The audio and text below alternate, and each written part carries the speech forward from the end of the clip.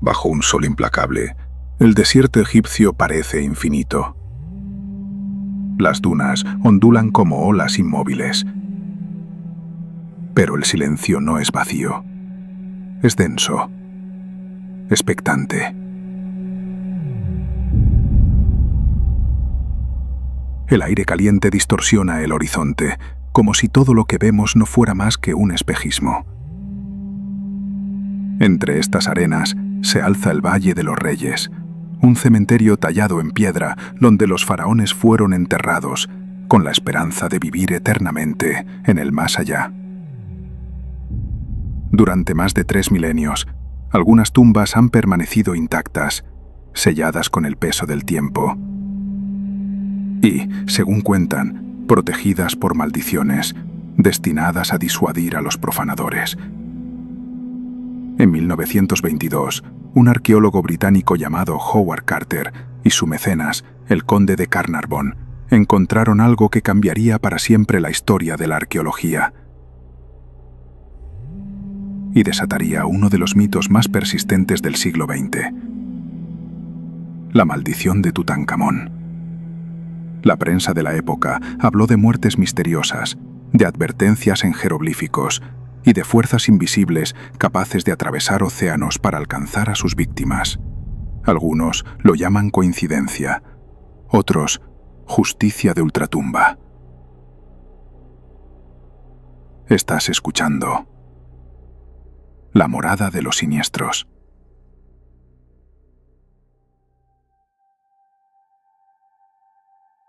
Howard Carter nació en 1874, en Londres, hijo de un ilustrador especializado en animales. Desde pequeño mostró un talento inusual para el dibujo, lo que le abrió las puertas para trabajar en expediciones arqueológicas. No como excavador, sino como ilustrador de hallazgos. Dibujaba con precisión sarcófagos, jeroglíficos y esculturas. Ese trabajo de observador silencioso le permitió absorber conocimientos y técnicas de excavación. Poco a poco, Carter se transformó en un arqueólogo autodidacta, meticuloso, obsesivo con los detalles y poco dado a la vida social. Tenía fama de ser reservado, incluso brusco. Su vida cambió al conocer a George Herbert, quinto conde de Carnarvon, un aristócrata adinerado que buscaba emociones tras un grave accidente automovilístico. Carnarvon se había aficionado a las antigüedades egipcias y necesitaba a alguien con experiencia para dirigir excavaciones. Carter era el hombre ideal, tenaz, experto y desesperado por encontrar algo grande. Para 1922, la paciencia de Carnarvon estaba agotada. Durante años había invertido una fortuna en excavaciones sin resultados que justificaran la magnitud del gasto. El Valle de los Reyes ya había sido intensamente explorado, y muchos arqueólogos aseguraban que no quedaba nada más por descubrir. Carnarvon, desde Inglaterra, escribió a Carter con una advertencia clara: una temporada más. Si no encontramos nada, será el final. La presión era asfixiante. El clima en el valle en noviembre era seco y abrasador. Las jornadas de excavación comenzaban antes del amanecer, cuando la luz aún era suave y el aire respirable. A media mañana, el calor ya quemaba la piel y las herramientas se volvían pesadas como plomo. El polvo, fino como harina, se metía en la garganta, obligando a beber agua tibia y racionada. Carter, consciente de que su carrera podía acabar en cuestión de meses, ordenó concentrar los esfuerzos en una zona que muchos colegas habían descartado: un pequeño rincón del valle, al pie de la tumba de Ramsés VI. Su intuición le decía que aún quedaba algo allí, algo importante. El 4 de noviembre de 1922, cuando la temporada apenas comenzaba, ocurrió el hallazgo que cambiaría la historia. Uno de los aguadores del equipo, un muchacho llamado Hussein Abdelrasul, tropezó con una piedra apenas visible en la arena. Al retirar la capa superior de polvo y guijarros, apareció un escalón tallado en la roca, luego otro, y otro más. La excavación reveló una escalera que descendía en ángulo recto, cubierta por siglos de derrumbes. Cada palada quitada parecía liberar un susurro antiguo, como si la tierra misma se resistiera. Al fondo, una puerta sellada con yeso aparecía casi intacta. En ella se distinguían sellos ovalados con jeroglíficos, los cartuchos reales del faraón Tutankamón, un nombre poco conocido, borrado de gran parte de las listas oficiales de reyes. Carter sabía que no podía abrirla sin su mecenas. Ordenó tapar todo de nuevo para evitar saqueos y envió un telegrama a Inglaterra. El mensaje era breve, casi frío, pero ocultaba una emoción contenida. Hemos hecho un descubrimiento magnífico. 26 de noviembre. Carnarvon llegó al valle. Con él estaba su hija Lady Evelyn. Junto a un reducido grupo, descendieron por la escalera despejada hasta la puerta sellada.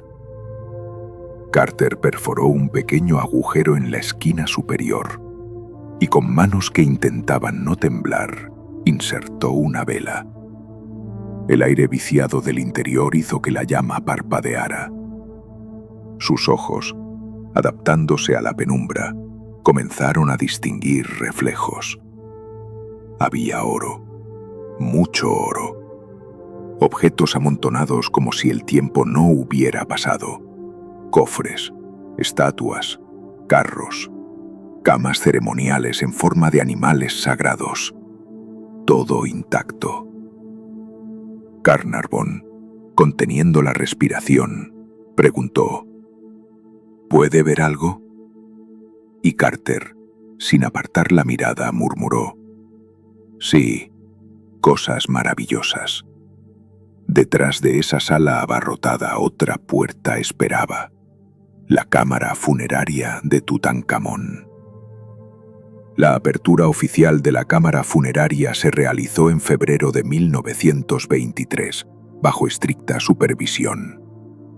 Allí, dentro de un gran sarcófago de piedra, yacía el ataúd de oro macizo del joven faraón.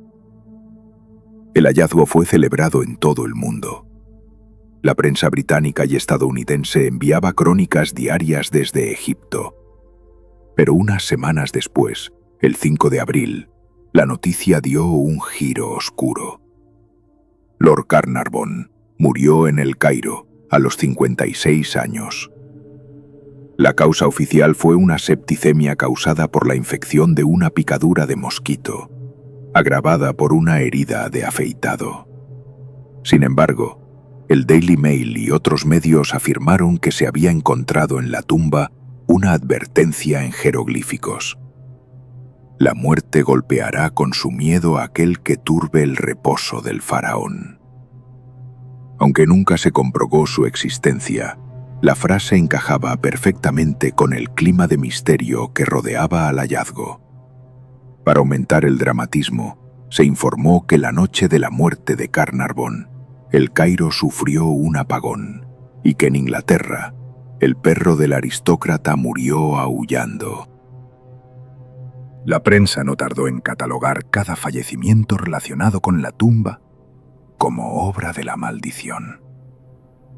George J. Gould, magnate estadounidense, visitó la tumba poco después de su apertura y murió de neumonía a los pocos días en la Riviera Francesa.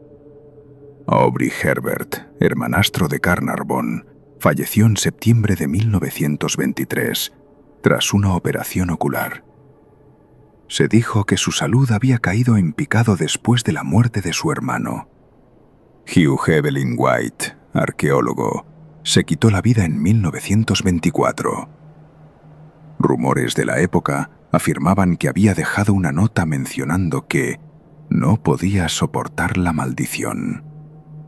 Richard Bedell, secretario personal de Carter, murió en 1929 en Londres en circunstancias sospechosas. Algunos hablaron de asfixia intencionada. Poco después, su padre, Lord Westbury, se arrojó desde la ventana de un 7º piso, dejando una nota críptica sobre el peso de los asuntos egipcios. Cada muerte era amplificada por los medios, construyendo la sensación de que una fuerza invisible perseguía a quienes habían roto el descanso del faraón. No todos aceptaban la teoría sobrenatural. Científicos y médicos argumentaban que las tumbas selladas durante siglos podían contener hongos y bacterias peligrosas. En 1996, un estudio encontró esporas de Aspergillus flavus en restos arqueológicos egipcios. Este hongo puede causar infecciones respiratorias graves, especialmente en personas con defensas debilitadas. Sin embargo, la teoría se tambaleaba al considerar el caso de Howard Carter, el hombre que más tiempo pasó dentro de la tumba y que murió pacíficamente en 1939, 17 años después del hallazgo. Otros especialistas atribuían el fenómeno a la sugestión. El miedo constante y la creencia en una maldición podían influir en la salud de quienes estaban convencidos de su existencia, acelerando enfermedades o aumentando la percepción de fatalidad.